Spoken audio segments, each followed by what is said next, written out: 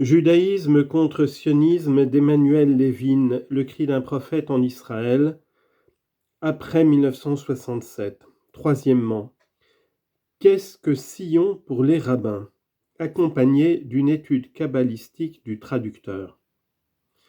On sait que la cité qui porte le nom de Sion, Sion en hébreu, est la ville qui se signale, Metsuyenet en hébreu, par sa piété, qui est illuminée par la lumière de la Torah, comme il est écrit, car de Sion sortira la Torah et la parole de l'Éternel de Jérusalem. Isaïe chapitre 2 verset 3. Les rabbins interprètent ainsi le verset des psaumes, l'Éternel aime les portes de Sion. Ce sont les portes qui se signalent, Hametsuyanim, par la loi, halacha, car le nom de Sion s'applique à ceux qui se signalent, Hametsuyenet, par la Torah. C'est pourquoi tous les autres lieux qui se signalent, Hametsuyanim, par la Torah, on peut les nommer Sion. Et ce n'est pas tout. Les hommes qui étudient la Torah et qui accomplissent ses commandements sont appelés aussi Sion, comme cela ressort d'un texte de Jérémie, chapitre 31, verset 21, « Dresse des signes, Sionim, place des poteaux, prends garde à la route, au chemin que tu as suivi. » Le Sifrei commente, « Sionim, ce sont des hommes qui se signalent par des actes de piété, mitzvot. » D'autre part, nos sages commentent ainsi le verset suivant de la section Ekev, Deutéronome 11, 18, « Mettez dans votre cœur et dans votre âme ces paroles que je vous dis.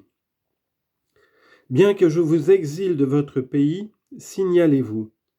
Heyu metsuyanim, soyez sionistes, sionisez-vous, si l'on peut s'exprimer ainsi, par des actes de piété mitzvot. » C'est ce que Jérémie veut dire par l'expression « dresser des signaux » sionim. Ce sont les actes de piété par lesquels les Juifs se signalent. Ce commentaire du Sifrei est cité par Rashi. Ainsi, vous le voyez bien, ce que Dieu nous demande, c'est d'être sionim, c'est-à-dire de se signaler par l'accomplissement d'actes de piété, de retourner à lui. Le Talmud Erubim dit « dresser des signes ». Cela signifie élever des hommes d'une piété exemplaire, qui soient des signes pour le peuple, qui lui servent de signaux et de poteaux indicateurs, de guides, pour s'orienter dans la voie de la Torah. Rashi, le Targum et Yonathan disent que l'expression tzionim signifie les saints patriarches dont les vies et les œuvres étaient des signaux et des poteaux indicateurs sur la route qui conduit à l'Éternel. Il est encore écrit, Isaïe chapitre 51 verset 16, « Je mets mes paroles dans ta bouche, et je te couvre de l'ombre de ma main, pour étendre de nouveaux cieux et fonder une terre nouvelle, et pour dire à Sion, tu es mon peuple. » Sion, ce sont ceux qui accomplissent la Torah et les mitzvot, car des pécheurs il est dit, Osée chapitre 1 verset 9, « Vous n'êtes pas mon peuple. » De la lecture de toute la Bible, il se dégage l'enseignement suivant. Ne peut s'appeler Sion, ne peut se dire sioniste que celui qui accomplit les trois grands commandements, l'étude de la Torah, l'exercice du culte, Aboda, et la pratique de la charité, Gemilut Hadassim, qui sont signifiés dans le verset d'Isaïe, d'après le Talmud de Jérusalem, « Je mets mes paroles dans ta bouche », c'est-à-dire l'étude de la Torah, « et je te couvre de l'ombre de ma main », c'est la pratique de la charité, pour étendre de nouveaux cieux et créer une nouvelle terre, c'est l'exercice du culte. Il est donc entendu que ceux qui s'affranchissent du joug de la Torah et des mitzvot, et qui, pour couvrir leur rébellion contre Dieu, se donnent le nom de sionistes, cela profane Sion, notre ville sainte, de la gloire de laquelle ils s'enorgueillissent et dont ils exploitent d'une manière ignoble le nom sacré, qu'aucun juif ne peut entendre sans s'émouvoir.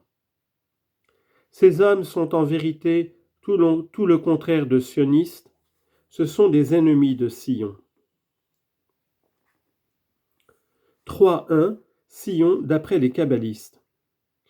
À la lumière de la Kabbale et en se référant au même texte d'Isaïe que les rabbins, en serrant même de plus près son sens littéral, on peut découvrir dans le mot Sion une signification qui exprime l'idée essentielle et originale du message hébraïque. La création, les 3 premières lettres de la Genèse, Bet Resh Aleph.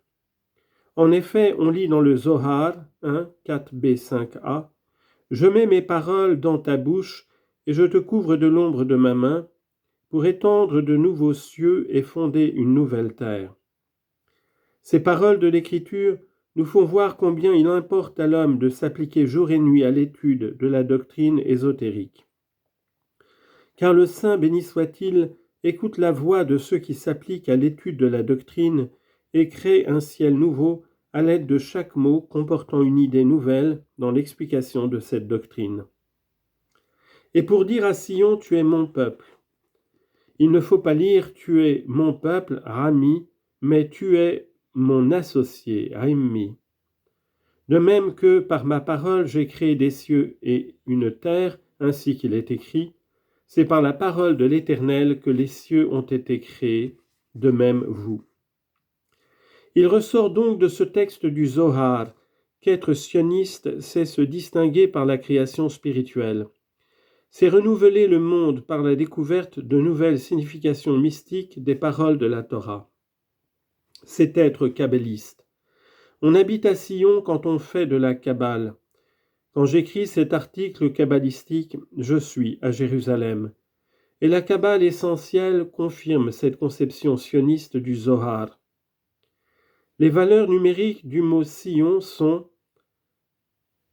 9, entre parenthèses 0, 1, entre parenthèses 0, 7, entre parenthèses 2 fois 0. Il n'y a pas de 4. Le nombre de l'état, ni aucun autre nombre statique, 2, 8, rien que des nombres de la création et du mouvement. 9, la forme spirituelle. 1, la spontanéité créatrice. 6, la relation, la fécondation. 7, tous les possibles. Sion, c'est une organisation messianique, 90. Libre, spontanée, créatrice, 10. Ouverte, 6. À toutes les possibilités cosmiques et universelles, 700. À tous les courants et tous les vents du monde, à tous les souffles de l'esprit, c'est une tente d'Abraham. On lit en note, qui a planté un tamaris à Beer-Sheva. Genèse chapitre 21, verset 33.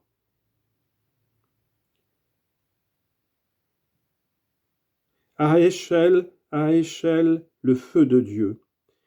Hachel, Haël, l'homme divin. Hachel, Achila, Chetialina, boire, manger, coucher, le gîte et le couvert. Fin de note. L'organisation sioniste digne de ce nom est anarchiste et non étatiste. Sion nie l'État d'Israël, tout État. Elle est la royauté de l'Éternel.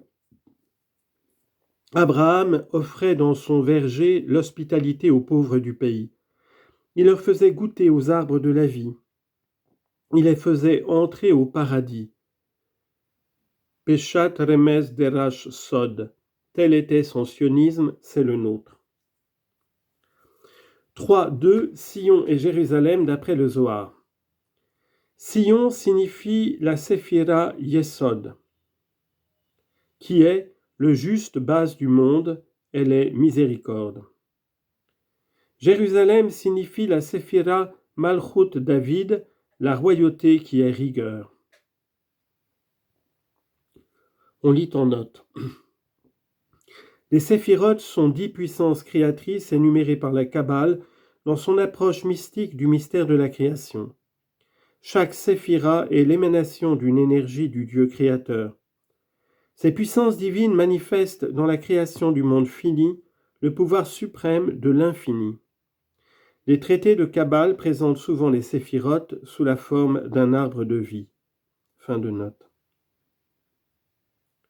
Nouvelle définition de Sion, c'est le juste Yesod, qui est le fondement et le centre du monde, le lieu saint où s'opère l'union du ciel, Tiferet, et de la terre, Malchut, du saint, béni soit-il, et de la Shekhinah, de l'époux et de l'épouse.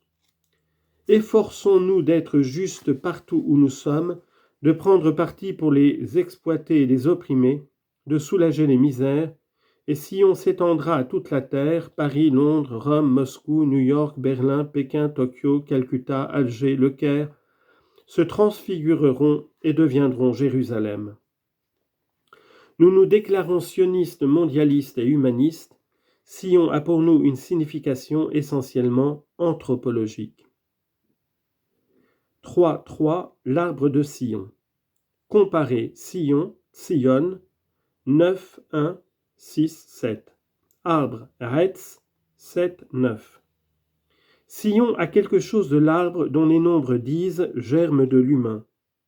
7, qui ne porte que le 9, la nature messianique et réciproquement, nature messianique, 9, qui porte le germe de l'humain qui contient tous les possibles, 7. L'arbre a été créé le 3e jour, et l'homme qui se nourrit de ses fruits, sans lesquels il ne peut bien se porter et se développer, le 6e jour. Détruire un arbre est un crime selon la Torah. La civilisation industrielle détruit les forêts pour alimenter ses usines Moloch. C'est pourquoi elle a brûlé 6 millions de juifs dans les fours crématoires. On lit en note, le chiffre n'est pas dû au hasard. Il signifie que les Allemands, dont la civilisation technique était la plus avancée du monde, grâce à ces savants juifs, comme Einstein, ont anéanti l'homme avec un grand H, qui a été créé le jour 6 et qui est Israël. L'arbre de la science est l'arbre de la mort, et Dieu avait dit à Adam, « Au jour où tu en mangeras, de mort tu mourras. » Genèse chapitre 2 verset 17. La bourgeoisie juive, le Erev Rav qui dépend de cet arbre, a entraîné le peuple à goûter de ses fruits. Il en crève comme le monde, mais nous le soignerons avec les fruits de l'arbre de la vie qui est la Kabbale. Fin de note. Car l'arbre des champs, c'est l'homme même, et l'homme, c'est Israël, ainsi que le dit le Zohar, 1, 24a, citation. C'est à cause de Jacob, qui est Israël, qu'il est écrit, et Elohim créa l'homme à son image, à l'image de son Créateur. Les enfants, la vie et la subsistance dépendent de la colonne du milieu, Tiferet, qui est mon fils, mon aîné Israël, c'est l'arbre de la vie, l'arbre qui nourrit tout le monde.